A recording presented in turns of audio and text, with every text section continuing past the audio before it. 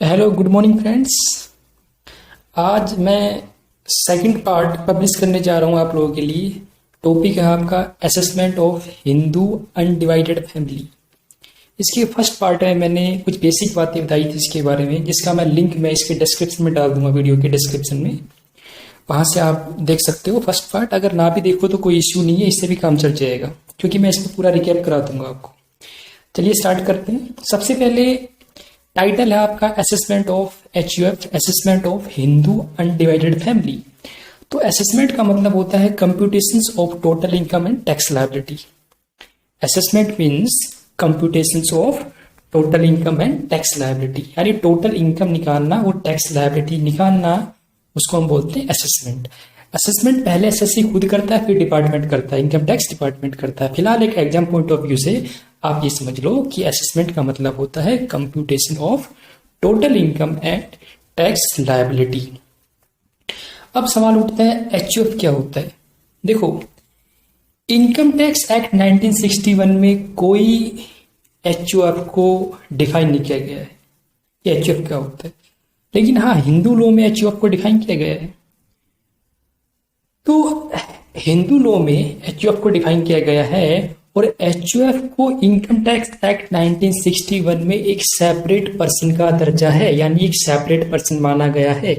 तो income tax act 1961 के section 2 close 31 के अंदर पर्सन को डिफाइन कर रखा है, और वहां पे बताया गया है कि person includes individual, HUF, AOPBY, firm, company, local authority and artificial judicial person. तो सेकंड नंबर पे HUF, तो यानी इनकम टैक्स एक्ट 1961 में HUF एक अलग से एक सेपरेट एंटिटी होता है, अलग से एक पर्सन होता है जो टैक्सेशन पर्पज के लिए जिसको एक अलग कैटेगरी रखा गया है। और इनकम टैक्स एक्ट 1961 में बोला गया है कि HUF एक अलग पर्सन है, उसका अलग से टोटल इनकम निकाला जाएगा और टैक्स लायबिलिटी जो भी होगी उसको उस टोटल इनकम पे टैक्स पे करना होगा।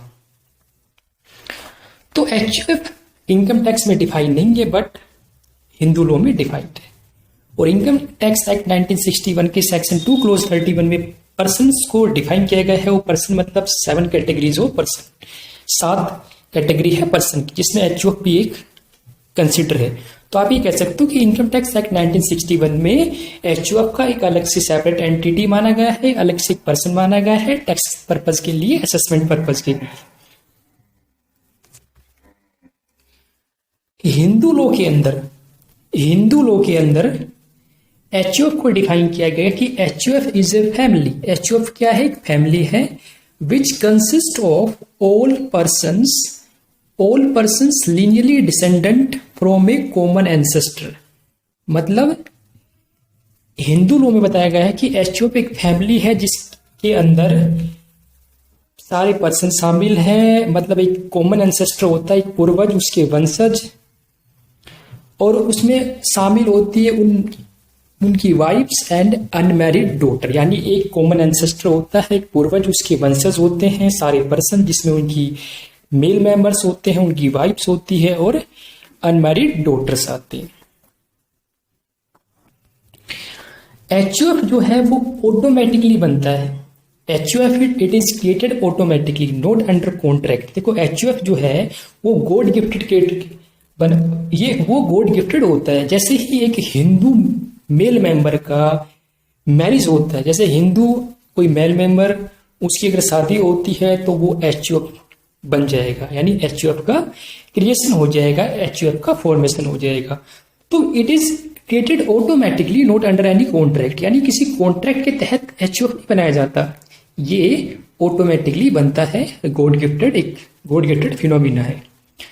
इसके अलावा जैन और जो सिख फैमिलीज है उनको भी हिंदू लॉ में डिफाइन नहीं किया गया है, लेकिन हिंदू लॉ में HUF को डिफाइन किया गया है, लेकिन जैन और सिख फैमिलीज को डिफाइन नहीं किया गया है। मतलब ये है कि इनकम टैक्स एक्ट 1961 में जैन और सिख फैमिलीज को HUF की तरह ट्रीट किया गया है। जैन और सिख फैमिलीज जो है उनको इनकम टैक्स एक्ट 1961 में एक HUF की तरह ही ट्रीट किया गया है। अगर कोई जैन सिख फैमिलीज बोलती है हमारा खुद का अपना कोई कस्टम है, तो इनकम टैक्स डिपार्टमेंट बोलता है ठीक है आप क्लेम कर दो, आप प्रूव कर सकते हो, आप प्रूव कर दो आप कि आपका खुद का कोई कस्टम है, अदरवाइज आपको एक एचयूएफ की तरह ही ट्रीट किया जाएगा, जैसे कि एचयूएफ को कंसिडर किया जाता है तो आपको एचयूएफ माना जाएगा एचयूएफ की तरह। तो इनकम टैक्स एक्ट 1961 में जैन और सिख फैमिलीज को भी एचयूएफ माना गया है। हालांकि हिंदू लॉ में इनको गवर नहीं किया गया है, हिंदू लॉ इन पे नहीं लगता है और हिंदू लॉ इनको कवर नहीं करता। उसके बाद joint property of HUF is manage by कर्ता। देखो जो जॉइंट प्रॉपर्टी होती है एक एचयूएफ की, एक हिंदू अनडिवाइडेड फैमिली जिसका पार्टीशन नहीं हुआ, जिसका बंटवारा नहीं हुआ है, उसकी एक जॉइंट प्रॉपर्टी होगी। तो उस जॉइंट प्रॉपर्टी को कोई मैनेज करने वाला भी होगा, ऐसा नहीं कि सारे मेंबर्स उसको मैनेज कर लेंगे, क्योंकि आईटीआर जो है वो एक ही पर्सन फाइल करेगा।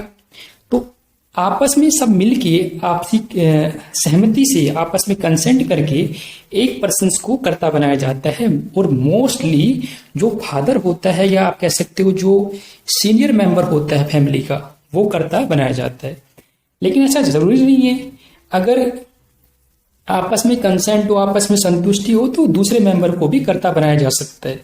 लेकिन मोस्ट प्रोबेबली जो फादर या सीनियर मेंबर्स जो है कर्ता होता है, यानी जो एचयूएफ जॉइंट प्रॉपर्टी को मैनेज करता है वो कर्ता होता है। कर्ता जो है वो सारी जितनी भी इनकम टैक्स के जो प्रोविजन है उसको फॉलो करता है, आईटीआर वही फाइल करेगा कर्ता। कर्ता अदर मेंबर भी हो सकता है, और किसी फैमिली में अगर सारे माइनर चाइल्ड हो तो फिर लेडी भी वहां पर कर्ता हो सकती है। अब आपको मालूम पड़ा कि भाई एचयूएफ के अंदर एक जॉइंट प्रॉपर्टी होती है जिसको मैनेज करने वाला एक पर्सन जिसको हम कर्ता बोलते हैं। तो जॉइंट प्रॉपर्टी में क्या क्या आएगा, जॉइंट प्रॉपर्टी में क्या आएगा, एक एचयूएफ की जो जॉइंट प्रॉपर्टी होती है उसमें सबसे पहले होता है एंसेस्टर प्रॉपर्टी, यानी जो पूर्वजों की कोई संपत्ति हो। एक्विजिशन मतलब कोई संचय, उसी प्रॉपर्टी से कुछ ग्रोथ करके आपने कोई धन इकट्ठा कर लिया, जिसको एक्विजिशन बोलते हैं। एक्विजिशन विद जॉइंट फंड्स, यानी जॉइंट फंड से आपने कुछ एक्वायर किया, कोई प्रॉपर्टी वगैरह एक्वायर कर लिया, एक्विजिशन किया। सेल्फ एक्वायर्ड प्रॉपर्टी, खुद से एक्वायर की गई property of any member thrown into the common stock to be treated as family property.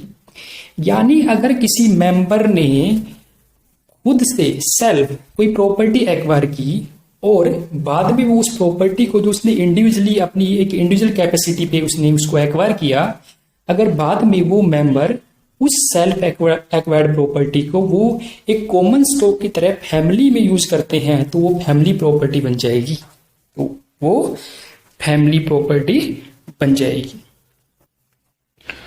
उसके बाद देखो हिंदू जॉइंट फैमिली के अंदर दो तरह के मेंबर्स होते हैं।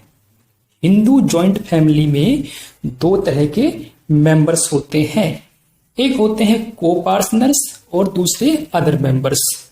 तो को पार्टनर मतलब lineal male descendants, lineal male descendants of a person up to third generation of such person.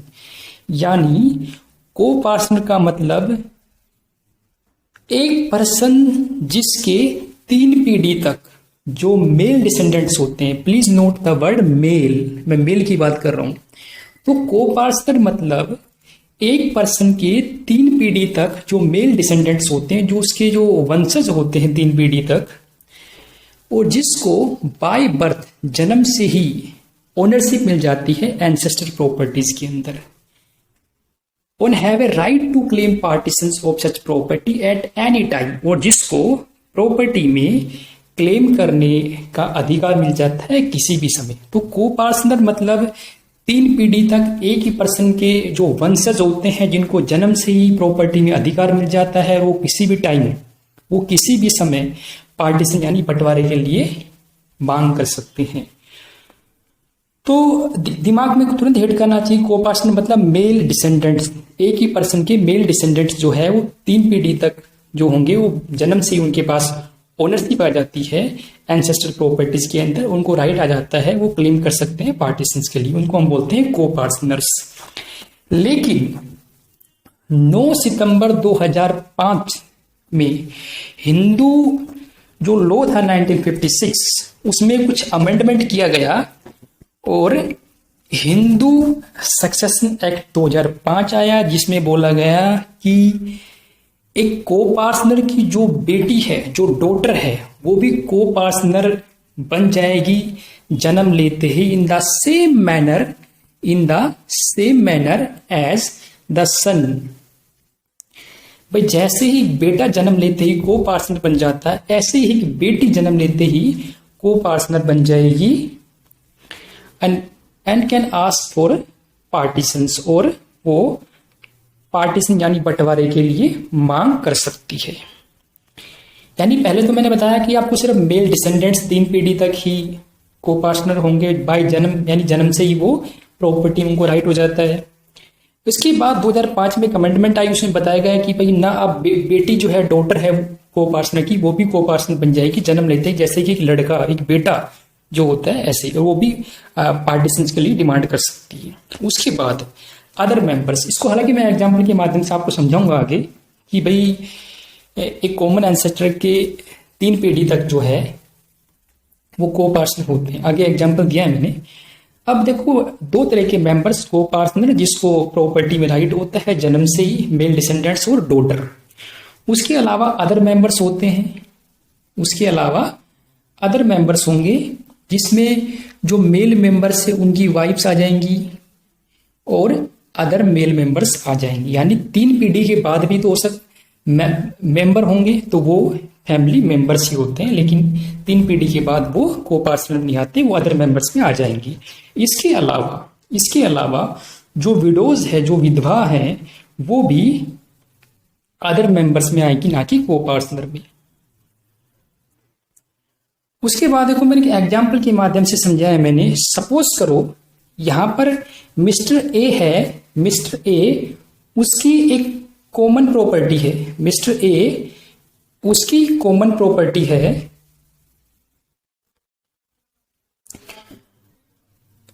और कॉमन प्रॉपर्टी मिस्टर ए ये है एंसेस्टर, इसकी कॉमन प्रॉपर्टी है, और इनके ए के बेटा है बी सी और डी। तो देखो ए का बेटा बी सी डी क्या हो जाएगा, इसका को पार्टनर हो जाएगा।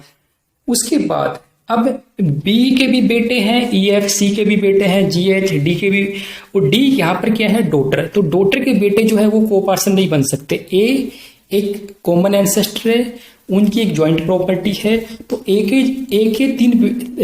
के 2 बेटे हैं बी और सी, एक बेटी है डी। तो बी सी इसके को पार्टनर हो जाएंगे और डी उसकी बेटी भी को पार्टनर हो जाएगी, क्योंकि अमेंडमेंट आया था 5 के अंदर। तो डी जो इसकी डॉटर है ए की, वो भी क्या बन जाएगी, को पार्टनर। लेकिन डी की शादी के बाद उसके बच्चे को पार्टनर नहीं बन पाएंगे, उसके बच्चे को पार्टनर नहीं बनाएंगे। और जो बी के जो बेटे होंगे ई एफ और सी के बेटे होंगे वो भी को पार्टनर बन जाएंगे। उसके बाद ई के जो बेटे होंगे पी क्यू, एफ के बेटे होंगे आर एस, जी के बेटे होंगे एस टी और एच के बेटे होंगे वी डब्ल्यू, ये भी क्या हो जाएंगे, को पार्टनर। यानी कहने का मतलब ये है ए के बेटे बी सी और बेटी डी ये को पार्टनर है। फिर बी और सी के बेटे होंगे ये भी को पार्टनर हो जाएंगे। फिर जो बी सी के बेटे हैं ई एफ जी एच, इनके भी बेटे होंगे तो वो भी को पार्टनर हो जाएंगे पी क्यू। लेकिन इनके बेटे के जो बेटे होंगे जैसे आर एस, ये को पार्टनर नहीं होंगे, ये फैमिली मेंबर्स कहलाएंगे। यानी कहने का मतलब ये है सिर्फ 3 पीढ़ी तक एक ही जो 3 पीढ़ी होगी वो होगी इसके बेटे, फिर इसके बेटे के बेटे और बेटे के बेटे, यानी ए हो जाएगा परदादा। तो 3 पीढ़ी तक ही को पार्टनर होंगे। इस केस में यहां पर ए के बेटे बी सी, फिर इनके बेटे, फिर इनके बेटे, बस यहां तक ही को पार्टनर होंगे। उसके बाद जो इनके जो बेटे होंगे वो को पार्टनर नहीं माने जाएंगे, जैसे R S, M P, C B, ये माने जाएंगे फैमिली मेंबर्स। यानी 3 पीढ़ी तक ही आप कह सकते हो को पार्टनर होते हैं।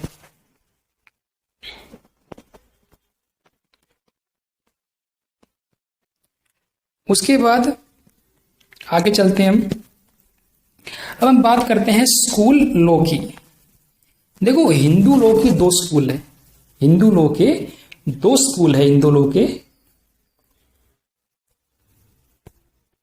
एक है दया भागा और एक वो मिताक्षरा। दया भागा और मिताक्षरा। तो सबसे पहले मैं बात करता हूं दया भागा की। Dayabhaga its applies on West Bengal and Assam. जो दया भागा जो स्कूल ऑफ एचयूएफ है वो अप्लीकेबल है, वो अप्लाइज होता है वेस्ट बंगाल एंड आसाम, कुछ भाग उड़ीसा का भी इसमें कवर होता है। तो दो स्कूल हैं हिंदू लोग के जो कि एचयूएफ को गवर्न करते हैं, दया भागा और मिताक्षरा। दया भागा नाम से मालूम पड़ रहा है, दया भागा, भागा यानी एक बेटा अपने बाप को भगाने की कोशिश कर रहा है, दया भागा। तो ये जो स्कूल है बेसिकली ये अप्लाइज होता है वेस्ट बंगाल आसाम पे। As per this school nobody will acquire right in the property, यानी किसी को भी अधिकार नहीं मिलेगा प्रॉपर्टी के अंदर एज लॉन्ग एज फादर और head of the family is alive. जब तक कि फादर या जो फैमिली का हेड जब तक वो जिंदा है तब तक किसी को भी प्रॉपर्टी में अधिकार नहीं मिलेगा। दया भागा स्कूल बोलता है ये, यानी यहां पर बाय डेथ, यानी जैसे ही डेथ होगी हेड ऑफ द फैमिली की उसके बाद ही बच्चे को राइट मिलता है प्रॉपर्टी में, ये बोलता है दया भागा स्कूल। उसके बाद मिताक्षरा जो है it is applicable in whole of India except West Bengal and Assam. Mitakshara नाम से मालूम पड़ रहा है मित्र, पूरे इंडिया में एप्लीकेबल है वेस्ट बंगाल आसाम को छोड़कर। As per this school child acquires the right, child acquires the right in property by birth, यानी बच्चा जन्म लेते ही बर्थ से ही उसको प्रॉपर्टी में अधिकार मिल जाता है।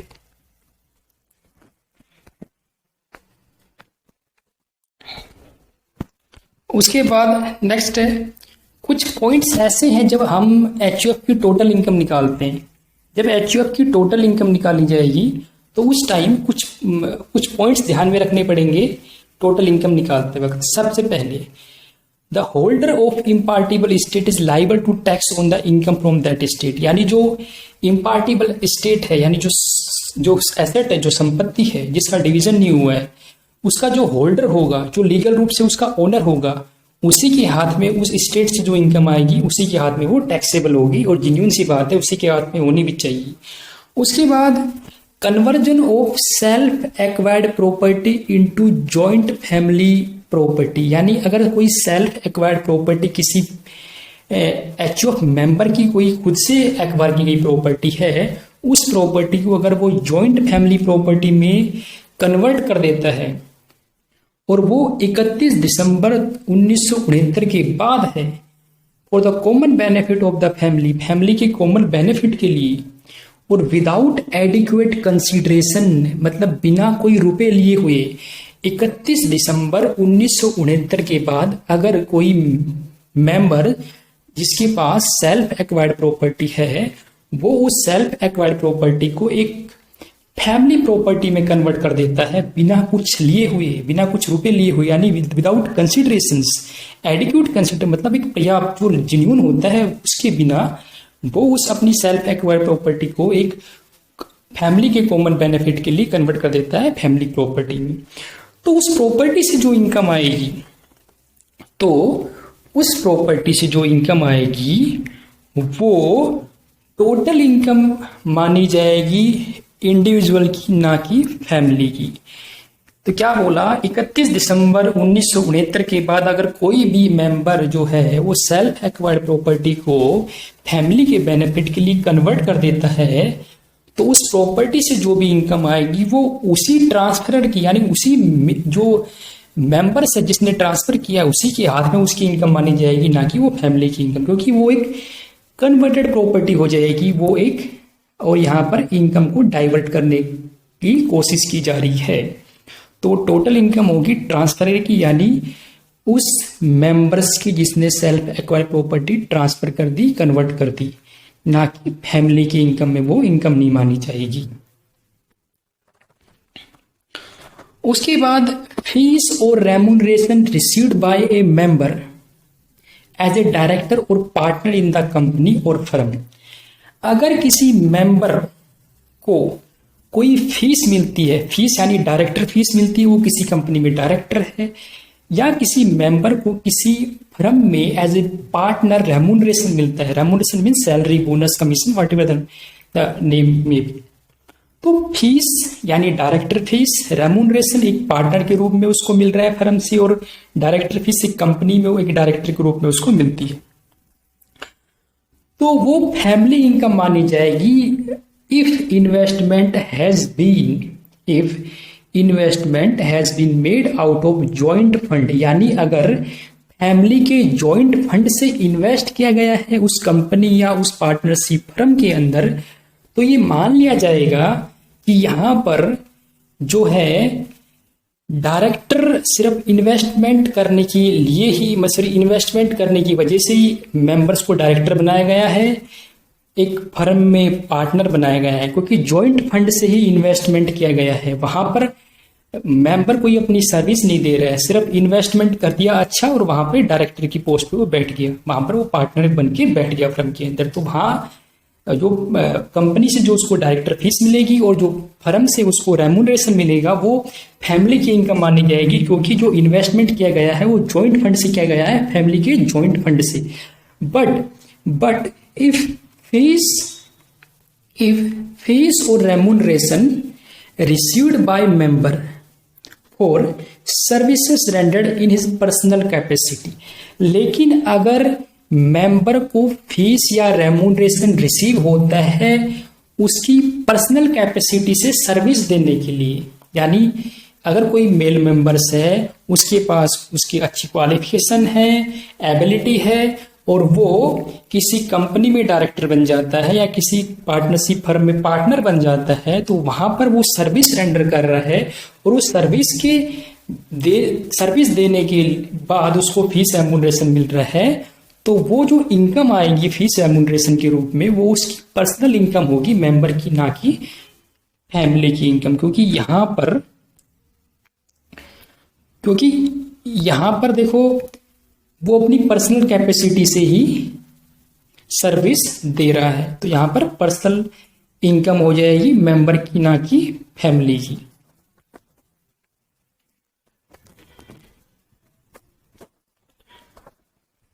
उसके बाद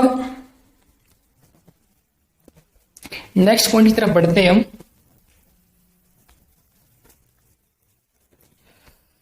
next point, income from self acquired property. Income from self acquired property of a member of the HUF shall be assessed as income of that individual. यानी अगर किसी मेंबर की सेल्फ एक्वायर्ड प्रॉपर्टी है और उस सेल्फ एक्वायर्ड प्रॉपर्टी पे उसको income generate होती है, तो वो इनकम उस इंडिविजुअल के हाथ में एसेस होगी, उसके हाथ में टैक्सेबल होगी, उसके हाथ में वो इनकम उसकी इनकम मानी जाएगी। और कॉमन सी बात है, देखो अगर मैं एक फैमिली मेंबर्स हूँ, अगर मैं खुद की एक पर्सनल कैपेसिटी से खुद से कोई एसेट एक्वायर करता हूँ और उस एसेट में मुझे कोई इनकम होती है, वो मेरी इनकम ही होनी चाहिए, जेन्युइनली भी मेरी इनकम ही होनी चाहिए। वो तो यहाँ पे भी वही बोला है, लॉ भी यही बोलता है कि अगर कोई सेल्फ एक्वायर्ड प्रॉपर्टी है मेंबर की और उससे कोई इनकम आती है तो उस इंडिविजुअल मेंबर की ही इनकम मानी जाएगी, ना कि फैमिली की।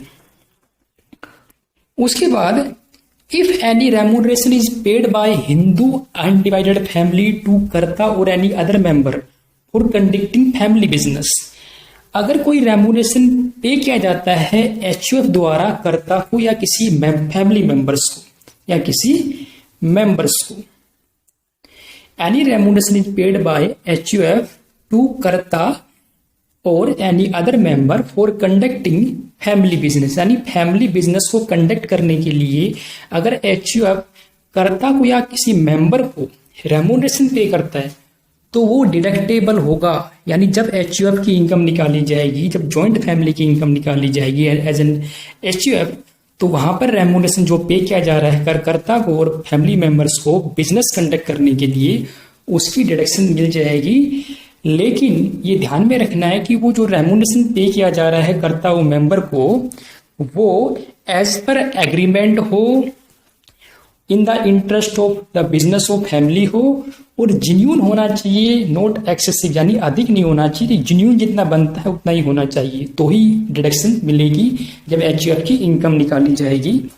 तो जो रेम्यूनरेशन पे किया जा रहा है HUF द्वारा मेंबर को, कर्ता को बिजनेस कंडक्ट करने के लिए उसकी डिडक्शन मिल जाएगी एचयूएफ की इनकम निकालते वक्त। उसके बाद any sum paid by HUF to member of the family out of its income, यानी फैमिली अपनी इनकम में से अगर कोई इनकम देती है मेंबर को तो उसकी कोई डिडक्शन नहीं मिलती एचयूएफ को जब वो अपनी इनकम कंप्यूट करेगी। However such amount will not be included in the income of such individual, और ना ही ये इनकम इंडिविजुअल की इनकम में ऐड होगी, भले ही फैमिली ने उस पर टैक्स पे किया है या नहीं पे किया, कोई फर्क नहीं पड़ता। तो सेक्शन 10 क्लोज 2 के अंदर बताया गया है कि अगर किसी मेंबर को, एचयूएफ के मेंबर को उस एचयूएफ की इनकम से कुछ शेयर मिलता है तो वो शेयर जो है वो एग्जम्प्ट है अंडर सेक्शन 10 क्लोज 2। उसके बाद if salary is paid by HUF to its karta, अगर कोई सैलरी पे की जाती है एचयूएफ द्वारा कर्ता को या मेंबर को फॉर रेंडरिंग सर्विसेज तो अलाउएबल एज डिडक्शंस, तो उसकी डिडक्शन मिल जाएगी। अब देखो सिंपल सी बात है, अगर कोई कर्ता या मेंबर जो अपनी सर्विस दे रहा है, काम कर रहा है, तो काम के बदले देखो सैलरी दी जा रही है तो वो डिडक्शन मिल जाएगी। जब एचयूएफ अपनी इनकम निकालेगा तो उस सैलरी को वहां से वो लेस कर देगा, क्योंकि जब पीजीबीपी की इनकम निकाली जाएगी, जब बिजनेस इनकम निकाली जाएगी तो वहां पर प्रॉफिट लॉस जो है स्टेटमेंट ऑफ प्रॉफिट लॉस के अंदर इस सैलरी को लेस किया जाएगा, क्योंकि जेन्युइनली यहाँ पर कर्ता या मेंबर जो अपनी सर्विस दे रहा है और सर्विस के बदले सैलरी दी जा रही, तो वहां पर सैलरी की डिडक्शन मिल जाएगी एचयूएफ को जब वो अपनी इनकम निकालेगा। तो इसके अलावा इनकम फ्रॉम स्त्रीधन, यानी स्त्रीधन मतलब अगर कोई वुमेन को शादी के टाइम, शादी से पहले, शादी के बाद उसके फादर से, ब्रदर से कोई गिफ्ट मिलता है तो वो उसका स्त्रीधन होता है। तो अगर उससे कोई इनकम आती है वो भी फैमिली की इनकम नहीं होगी, वो उस कंसर्न वुमेन की इनकम होगी। उसके बाद देखो यहां तक तो मैंने पोर्शन कवर कर लिया था, कुछ पार्टीशन का पोर्शन पेंडिंग था, तो मैं बात कर लेता हूँ पार्टीशन की। पार्टीशन का मतलब होता है डिविजन्स। तो basically partition means the physical division of the property.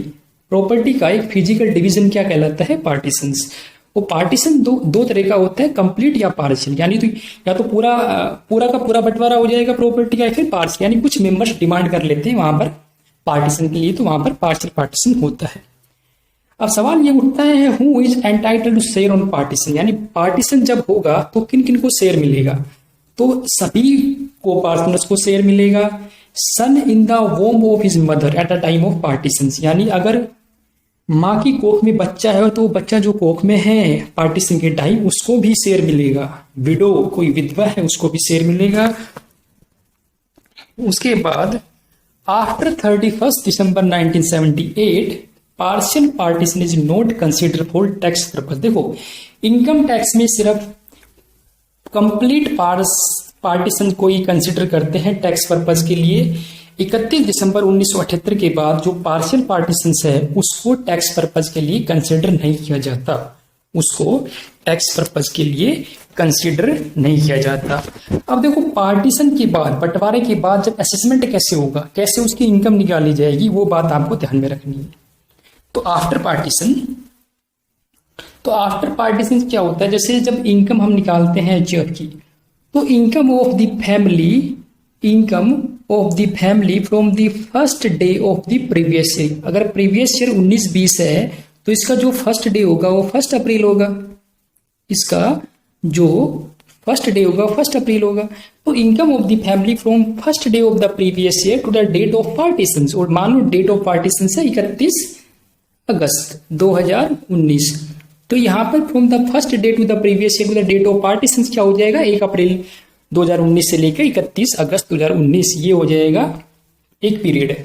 इससे जो भी इनकम आएगी वो एचयूएफ की इनकम मानी जाएगी। From the next date to the partition of the partition to the date of close of the previous year, from the next day, यानी 31 अगस्त के बाद जो 1 सितंबर 2019 से 31 मार्च 2020 तक the date of close of the previous year, जो भी income आएगी वो उस इंडिविजुअल की इनकम होगी जिसने पार्टीशन के लिए डिमांड की थी, जो रिसिपिएंट था। उसके बाद जो एचयूएफ की इनकम होती है वो 4 हेड से होती है। एचयूएफ की इनकम 4 हेड से होगी। Income from house property, PGBP, capital gain और अदर सोर्स। तो जब इन चारों की इनकम को आप ऐड कर लेते हो, उसमें क्लबिंग प्रोविजन सेक्शन 60 से लेके 61 के जैसे जो क्लबिंग प्रोविजन होते हैं, जैसे अगर मैं सेक्शन 60 की बात करूं, फिलहाल एक छोटा सा मैं एग्जांपल दे रहा हूं। फिलहाल अगर सेक्शन 60 की मैं बात करूं तो सेक्शन 60 बोलता है कि अगर कोई पर्सन ट्रांसफर कर देता है एसेट विदाउट ट्रांसफर कर देता है income without transfer of asset, यानी बिना एसेट के ट्रांसफर किए हुए इनकम ट्रांसफर की जा रही है, तो उस केस में जो ट्रांसफर होगा, जो ट्रांसफर कर रहा है, उस एसेट से जो इनकम आएगी वो ट्रांसफर के हाथ में वापस क्लब हो जाएगी, आके जुड़ जाएगी, क्योंकि यहाँ पर आप एसेट ट्रांसफर नहीं कर रहे, इनकम ट्रांसफर किया आपने सिर्फ। फिलहाल मैं डीप में नहीं जा रहा हूँ, तो मैं आपको बता रहा हूँ कि जो ग्रोस टोटल इनकम होगी वो 4 हेड से होगी एचयूएफ को, और उसके बाद क्लबिंग प्रोविजन को आप उसमें ऐड कर देते हो, वो क्लबिंग प्रोविजन को फॉलो करते हो, कोई क्लबिंग होती है तो ऐड कर देते हो। उसके बाद सेट ऑफ लॉसेस कोई है, जैसे 2 हाउस प्रॉपर्टी है एचयूएफ की, तो एक से लॉस हो रहा है, एक से प्रॉफिट, तो आपस में एडजस्ट कर लेते हैं, जिसको हम सेट ऑफ बोलते हैं, या फिर कैरी फॉरवर्ड कर लेते हैं लॉस, हाउस प्रॉपर्टी के लॉस को आगे लेके जाना। तो 4 हेड की इनकम, क्लबिंग, सेट ऑफ, उसके बाद जो इनकम आती है उसको हम बोलते हैं ग्रोस टोटल इनकम। जब इस ग्रोस टोटल इनकम में से डिडक्शंस लेता है HUF section 80C to 80U, तो आएगी टोटल इनकम, जिसको नेट टैक्सेबल इनकम भी बोला जाता है। ये वो इनकम है जिस पर प्रिवेलिंग रेट ऑफ टैक्स के हिसाब से टैक्स निकाला जाएगा। तो टैक्स निकालोगे आप, टैक्स रेट जो इंडिविजुअल पे एप्लीकेबल है वही टैक्स रेट एचयूएफ पे एप्लीकेबल है। असेसमेंट ईयर 19-20 हो या 20-21, दोनों में स्लैब में कोई फर्क नहीं है। 2.5 लाख तक जीरो है, आपको पता है। 2.5 से 5 आपका 5%, और 5 to 10 20, और मोर देन 10 30%, और इसके अलावा सरचार्ज लग जाएगा। अगर इनकम जो है टोटल इनकम 50 लाख से ज्यादा होती है तो 10%, 1 करोड़ से ज्यादा होती है तो 15% सरचार्ज है। इसके अलावा हेल्थ एंड एजुकेशन सेस लग जाता है 4%, और मार्जिन रिलीफ भी एप्लीकेबल होती है एचयूएफ को। तो ये छोटा सा एक वीडियो था, अच्छा लगा हो तो शेयर करना, कमेंट करना। और देखो सेक्शन 80C टू 80U की डिडक्शन में आपको ये डिडक्शन पढ़नी है। अब डिडक्शन तो काफी है, लेकिन एक एग्जाम पॉइंट ऑफ व्यू से एक एचयूएफ चैप्टर के लिए आपको जो डिडक्शन पढ़नी है वो पढ़नी है section 80C। Please note the word section 80C, section 80D, section 80DD, section 80DDB, section 80G, और एक सेक्शन है सेक्शन 80TTA। ये सेक्शन पढ़ लो आप, ये भी काफी है। अच्छा, कोई बच्चा बोले सर ये तो काफी हो गया, थोड़ा कम बताओ, तो फिर सेक्शन 80C पढ़ लो, सेक्शन 80G पढ़ लो, और सेक्शन 80TTA, बस 3 सेक्शन पढ़ लो। कोई बच्चा बोले सर ये तो ज्यादा है, थोड़ा और कम कर दो, तो भाई एक काम करो, सेक्शन 80C पढ़ लो और 80G पढ़ लो। अब फिर कोई बच्चा बोलता है नहीं सर ये तो ज्यादा है, तो भाई एक काम करो, एग्जाम के दिन अपना एक कोल्ड ड्रिंक की बोतल लेना, एक पैक बनाना, उसमें नींबू निचोड़ना, और पी के जय माता दी बोल के अपना सो जाना घर पे। Okay, thank you so much बच्चों। अगर देखो सेक्शन 80C जैसे 80G, 80TTA काफी इंपॉर्टेंट सेक्शन ही है, तो एग्जाम पॉइंट ऑफ व्यू से आपको पता होना चाहिए। अगर आप प्रैक्टिकल क्वेश्चन सोल्व करना चाहते हो एचयूएफ का, तो सेक्शन 80C और 80G, 80TT, ये 3 सेक्शन तो रामबाण है। इस तीनों सेक्शन तो आपको टिप्स पे होने चाहिए। अगर इस पे आपको चाहते हो कि वीडियो बनाऊं तो आप कमेंट करना, मैं इस पे वीडियो बना दूंगा। ओके, थैंक यू बच्चों, थैंक यू सो मच।